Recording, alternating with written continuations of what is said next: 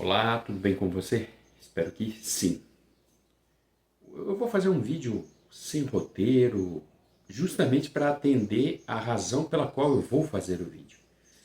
E é o excesso de informação que vai sendo jogado aos borbotões para dentro da nossa mente, dificultando a nossa capacidade de dar uma sequência a tudo que entra na nossa mente e percebendo o que efetivamente é fruto da nossa experiência de vida, separado daquilo que é jogado para dentro de nós, através, notadamente, das redes sociais e tudo mais.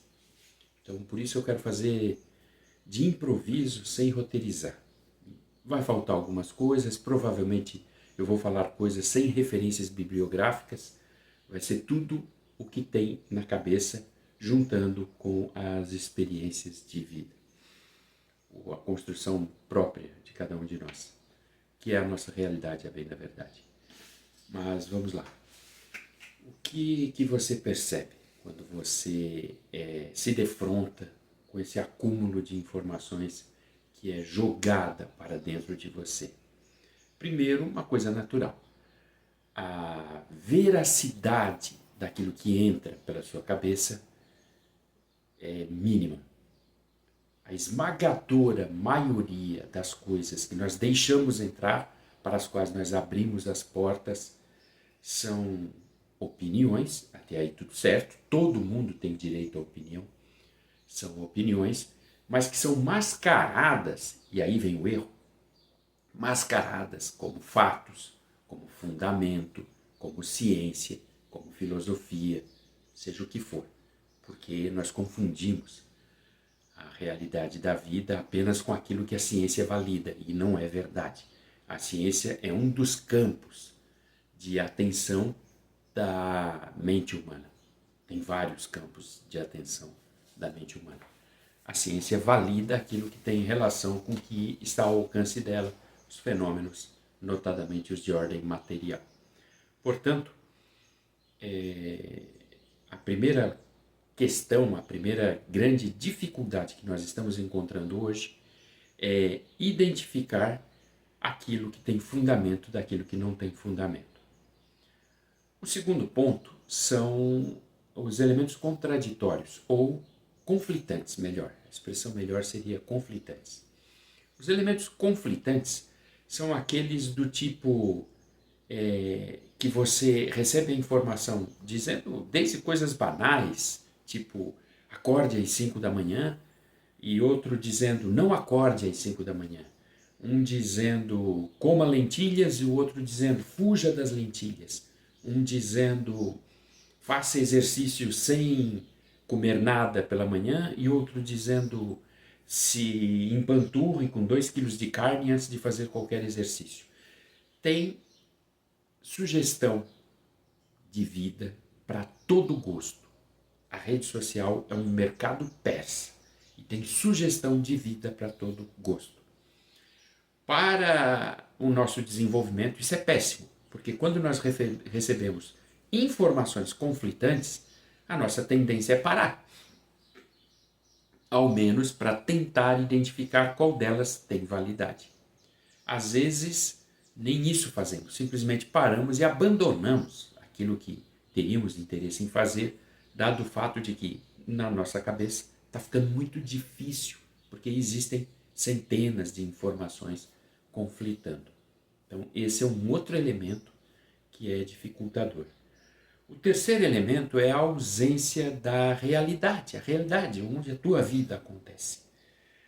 A busca incessante por informação nova, tocar o sininho e tudo mais, a busca incessante por informações novas faz com que nós sequer possamos executar, testar, digerir a recente informação que nós recebemos para sair em busca de algo mais novo, da última versão. A última versão do programa, a última versão da melhor alimentação, a última versão do equipamento, a última versão de qualquer coisa.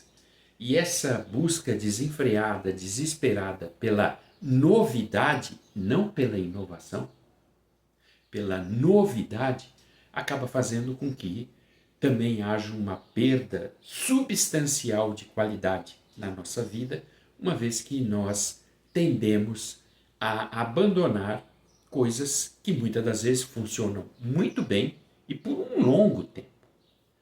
Aliás, vamos ser bem transparente aqui entre nós. Aliás, a maioria das coisas feitas ali dos anos 90 para trás funcionam muito bem. Dos anos 90 para cá, elas estão funcionando um pouco pior. E dos anos 2010 para cá, então, são descartáveis. Até os veículos, coisas que no nosso imaginário parece que seriam feitos para durar, são descartáveis. Só a título de curiosidade, eu tenho um amigo que ele adora carro antigo. Vive mexendo em carro antigo, tem carro antigo. Então ele aparecia com uma variante, um Fusca. Fusca é batata, né? Fusca, variante, Opala. E a gente ficava olhando aqueles carros, Carmanguia. E a gente ficava olhando aqueles carros. Às vezes eu até andava de carona com ele no carro. E eu dizia, cara, que ano é esse carro? Ah, é 69. Quais as chances de eu ter um carro de hoje, daqui, você consegue ver o carro produzido hoje? Nada contra, tá? Vou só dar um exemplo, não estou citando especificamente o veículo, mas um Sandero, vamos usar esse exemplo, um Sandero 1969, um Onix 1969, ou daqui 40 anos, você ter 50 anos, você consegue ver esse carro circulando na rua? Ah, mas aquele é carro de colecionador e tal. Mas eu já vi Fusca caindo aos pedaços circulando na rua. Tem uns montes. Não é de colecionador. É de gente que precisa usar para trabalhar. Mas enfim, voltando. Então nós abandonamos muitas das coisas sem sequer utilizá-las porque já estamos famintos, salivando por algo novo, pela novidade, aguardando ansiosos a próxima novidade. Você não degusta mais nada, nem o alimento não se degusta mais. As redes sociais, para além de tudo isso, elas têm uma ação nefasta, talvez a pior de todas, que é fomentar revoltas sem sentido. Todo mundo lembra da Primavera Árabe, as chamadas guerras híbridas e tudo mais. Agora você está vendo isso no Irã. Agora, as pessoas divulgam, os meios de comunicação divulgam tudo isso como sendo a insurgência do povo em busca de liberdade. Tudo lorota. História para boi dormir. Não tem insurgência nenhuma. Nunca teve. O que tem é a utilização das redes sociais para que um comando externo dê a ordem de forma organizada e sistemática e sistêmica para viabilizar uma insurreição, um desarranjo intestino, cai bem, né? Desarranjo intestino, um desarranjo intestino em qualquer país do mundo, sempre custeado, sempre organizado pelos mesmos países de sempre. Então esse é seguramente o efeito mais nefasto, porque ele resulta em destruição, em mortes em larga escala, porque é uma guerra. É uma guerra, o pessoal usa o nome guerra híbrida, mas é uma guerra com resultados nefastos para os países que são vítimas disso. Então você percebe como há tantos efeitos negativos, há efeitos positivos também. É óbvio que há efeitos positivos. A interconectividade, somos capazes de nos conectarmos com qualquer espaço, com qualquer cultura, com qualquer pensamento, divulgar pensamento, melhorar o processo de comunicação, que é a área que eu mais tenho prazer de falar, melhorar o processo de comunicação, interagir, acessar conhecimentos reais. Nós temos literalmente um celular, um notebook, nós temos 10 mil bibliotecas de Alexandria, nós temos a biblioteca de Washington, a biblioteca do Congresso, a biblioteca de Alexandria, tudo junto dentro de um tablet.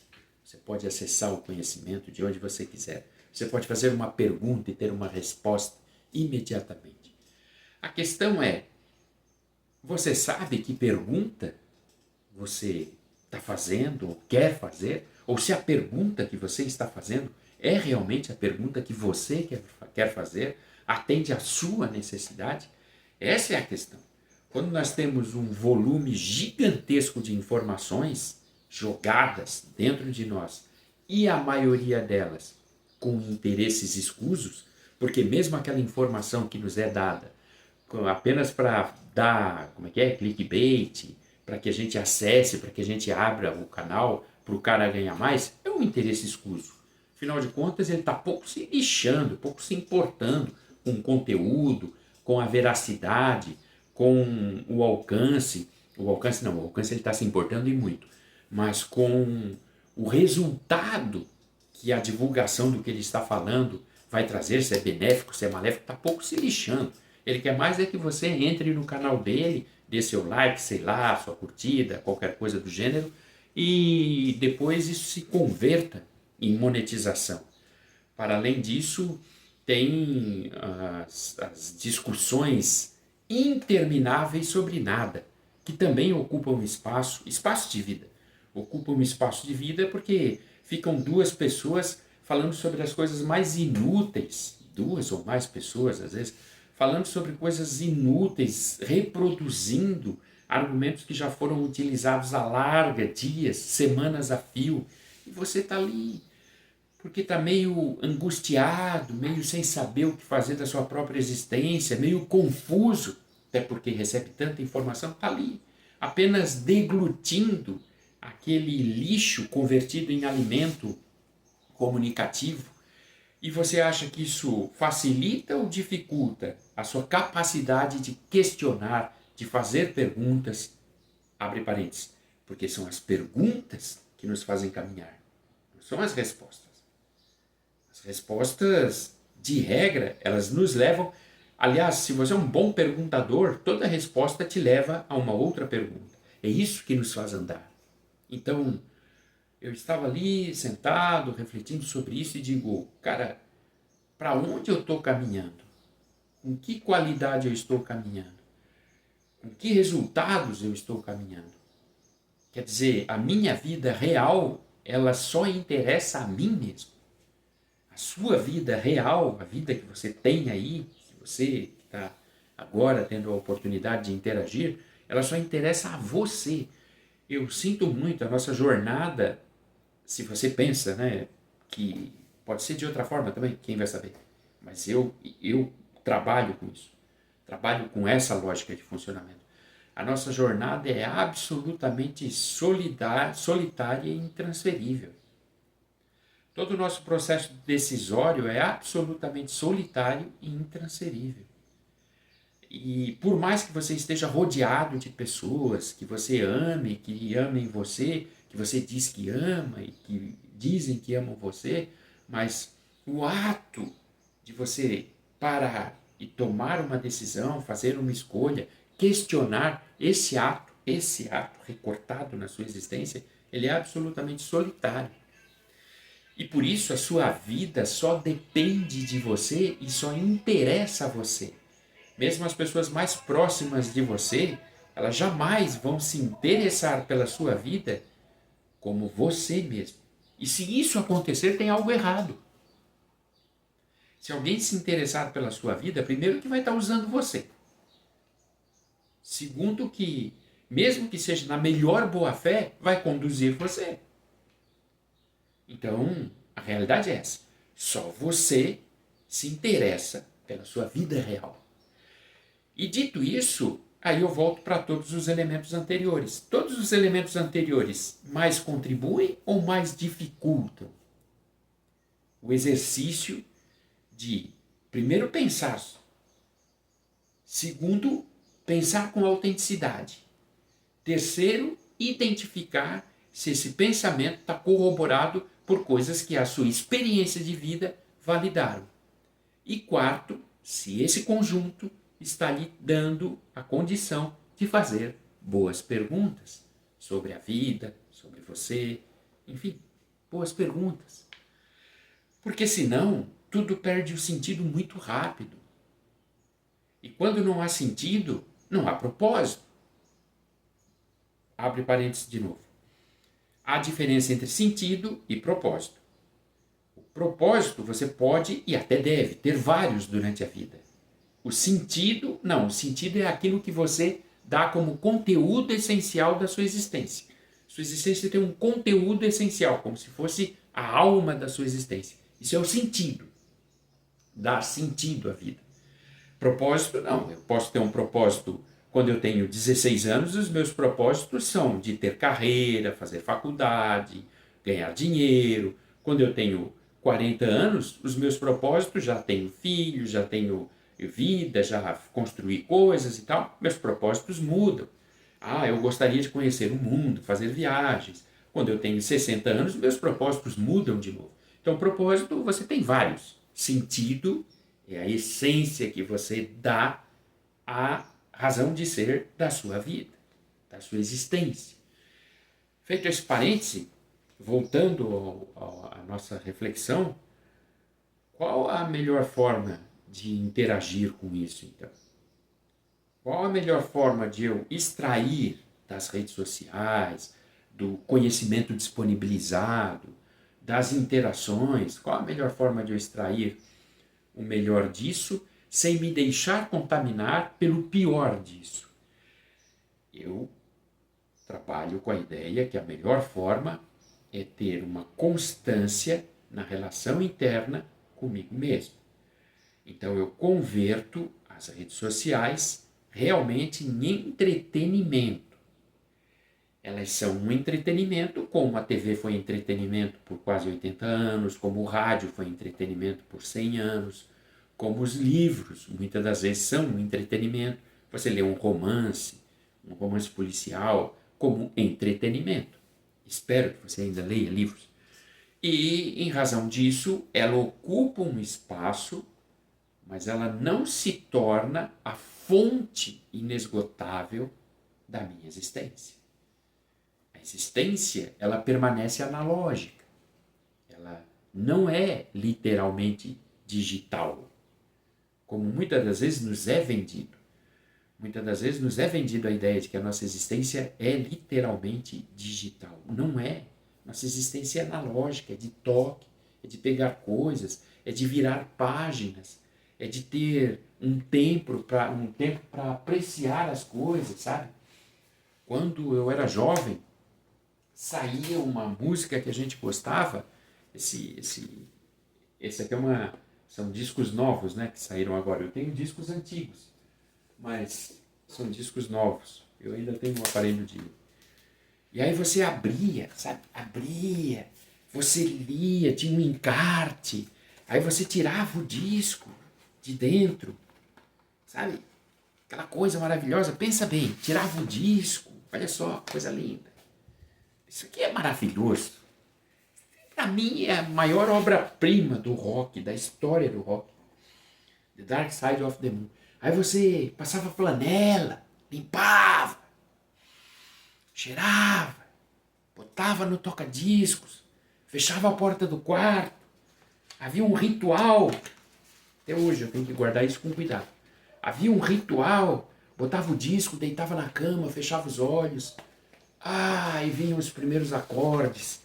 Sabe, havia uma interação real e o artista também tinha uma interação real com você. O artista meio que tinha consciência disso. Quase destruí a minha obra-prima. O artista meio que tinha consciência disso. Consciência de todo esse movimento.